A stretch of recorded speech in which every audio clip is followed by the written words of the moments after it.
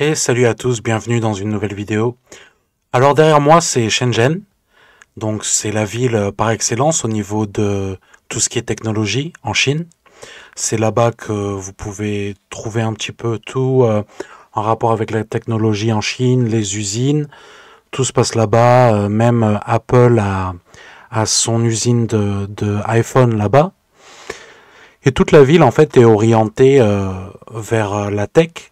On retrouve les plus grandes entreprises chinoises à Shenzhen. Donc là, on voit un petit peu le système de partage de vélos. C'est quelque chose en Chine qui est très présent. Là, on voit Shenzhen avant comment c'était il y a 30 ans. C'était un village de pêcheurs à la base, avec une population de 200 000 habitants. Et aujourd'hui, c'est une métropole qui rivalise avec Shanghai sans problème. Donc là, on voit ils partagent les voitures, donc les vélos encore une fois, les livraisons. Donc là, on voit le mec qui est sur les roulettes là pour livrer. Donc toutes les plus grandes compagnies sont basées à Shenzhen, voilà. Et donc, comme dans le titre de la vidéo, je vais parler du rythme de travail 996, en fait. Alors, qu'est-ce que c'est que le rythme de travail 996? Alors pour ça, je vais, comme à mon habitude, vous montrer des articles de presse. Et en fait, voilà, on va commencer par la définition. Qu'est-ce que le 996? Donc en fait, c'est le principe de travailler de 9 heures du matin jusqu'à 9 heures du soir, 6 heures par semaine. D'où le terme 996 en fait. Donc c'est vraiment un rythme très soutenu et comme vous pouvez imaginer, il y a eu des dérives et c'est de ça dont on va parler aujourd'hui et quelles mesures ont été prises pour contrer ces dérives justement. Donc en fait, les plus gros, comme je disais, c'est Alibaba, ByteDance. Alors ByteDance, c'est TikTok. En France, c'est connu sous le nom de TikTok. JD c'est le concurrent de Alibaba. Et d'autres startups, bien évidemment. Euh, Il y a aussi tout ce qui est livraison à domicile, donc les repas et tout ça, du style Uber en fait. À domicile, tout ça, c'est des startups énormes en Chine, voilà, qui se sont servis de ce système et qui ont abusé en fait. Donc voilà, la promesse c'est quoi? Et donc on va parler de Jack Ma et d'Alibaba en particulier dans cette vidéo. La promesse c'est de travailler plus pour gagner plus. C'est pas sans vous rappeler un certain Nicolas Sarkozy. Donc voilà, dans les nouvelles technologies en particulier.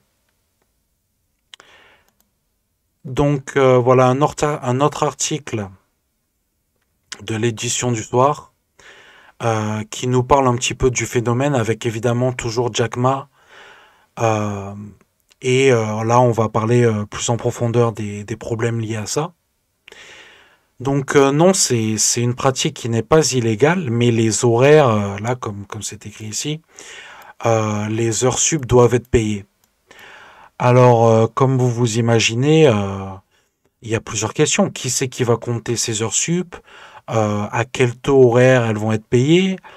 Est-ce qu'elles vont être payées? Voilà. Et puis aussi, il y a toute une volonté derrière.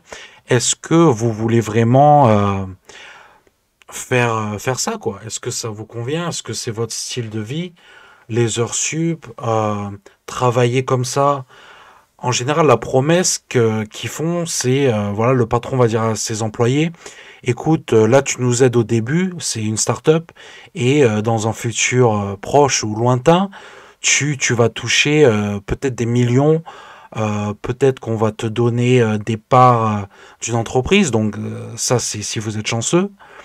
Et en fait, c'est ce qu'il avait fait Jack Ma il y a 30 ans, quand il avait lancé Alibaba. Sauf qu'aujourd'hui, voilà, c'est différent en fait.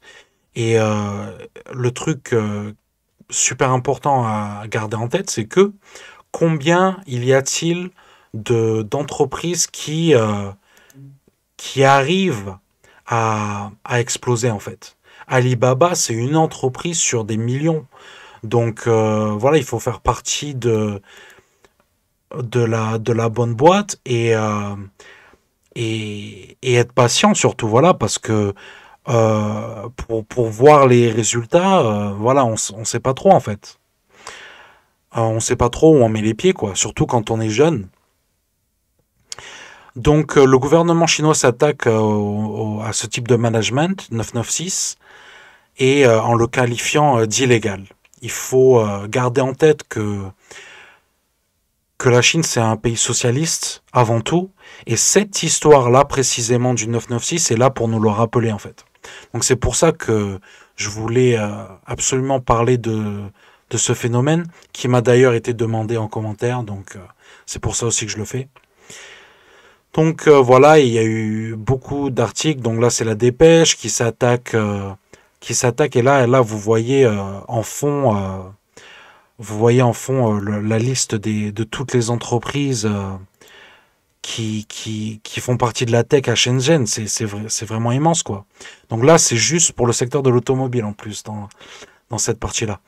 Voilà. Donc là, vous voyez toutes les boîtes. C'est des dizaines et des dizaines de boîtes. Donc il y a dans l'intelligence artificielle, l'IA. Et voilà, c'est un secteur énorme. On parle de milliards et de milliards de dollars, d'euros évidemment. Donc voilà, c'est là cette photo nous aide à vraiment prendre la mesure du phénomène en fait. Donc je reviens sur l'article. Donc voilà, je voulais vous parler surtout de ce qui est arrivé à Jack Ma. Vous l'avez peut-être entendu parler. Et en fait, Jack Ma, il a dit oui, non, mais en fait, c'est une chance que qu'on donne aux jeunes en fait. Mais en fait, peut-être que en Amérique, oui, ça se passerait comme ça. Mais en Chine, non. Comme j'ai dit, s'il y a de la protection sociale, c'est un pays socialiste avant tout. Et ils lui ont rappelé en fait. Voilà. Alors, où est Jack Ma? Ça, c'était de partout l'année dernière. Il avait disparu. Et en fait, ce qui s'est passé, c'est que on lui a gentiment remis les idées en place, en fait. On lui a rappelé qu'il était en Chine, qu'il n'était pas en Amérique. Et on a surtout dû lui rappeler comment dire, en fait, c'est grâce au système chinois qu'il a fait sa fortune, en fait. C'est grâce à la Chine qu'il a fait sa fortune. Donc, en fait, il s'est mis soudainement à un petit peu à mordre la main qu'il a nourrie, en quelque sorte, parce que c'est un produit du système. C'est une réalité, quoi. Et du coup, quand il veut réformer le système, alors en fait, il a parlé d'économie, et ce qui n'est pas son domaine, en fait. Il a critiqué le système économique en Chine, et, euh, et vu que c'est pas son domaine, évidemment, on a dû le remettre à sa place, en fait. Voilà. Donc, oui, vous allez me dire, oui, mais en France, on n'aurait jamais fait ça. C'est c'est vraiment la méthode chinoise, etc. Bon, après, quand vous voyez, par exemple, Bolloré, il y a eu avec Vincent Bolloré, des scandales énormes qui mélangent politique et vie publique, vie privée, secteur public, secteur privé. Donc en France, c'est la même chose. En Amérique, là au Canada, en ce moment, avec les affaires de Big Pharma, on voit un petit peu ce que ça donne. Il y a des conflits d'intérêts de partout. Là, justement, en Chine, c'était pour éviter les conflits d'intérêts. En gros, ils lui ont dit, voilà, toi, tu es dans l'entrepreneuriat et tout ça, reste dans ton domaine, tu fais un boulot énorme et un super boulot, ben voilà, ça devrait te suffire en fait. Alors, en fait, voilà, je voulais vous montrer aussi quelque chose qui pour moi illustre super bien ce que le gouvernement chinois, les Chinois en général, je pense, reprochent à Jack Ma à travers cette vidéo-là en fond, c'est surtout son attitude en fait. Son attitude, sa façon d'être et tout, qui est au final très, très à l'américaine. Et en fait, voilà, les Chinois ne sont pas comme ça. Les Chinois ne sont pas comme ça. La manière dont il a de se tenir, ses expressions, en Chine, ça passe pas, quoi. Ça passe pas, il faut rester discret, même si tu es super riche, que tu as tout réussi dans la vie, c'est très important de rester discret, en fait. Voilà. Et ça, c'est quelque chose qui ne lui ont pas pardonné. Bon, bien sûr que il faut garder toute proportion. Euh, et voilà, les gestes qu'il fait avec ses mains et tout, c'est en Chine, c'est pas trop, ça passe pas trop quoi. Et voilà, ils sont quand même reconnaissants de tout ce qu'il a fait pour la Chine. Voilà, ça il faut jamais l'oublier. Les Chinois, ils gardent tout en mémoire, ils ont bonne mémoire, ils savent être reconnaissants.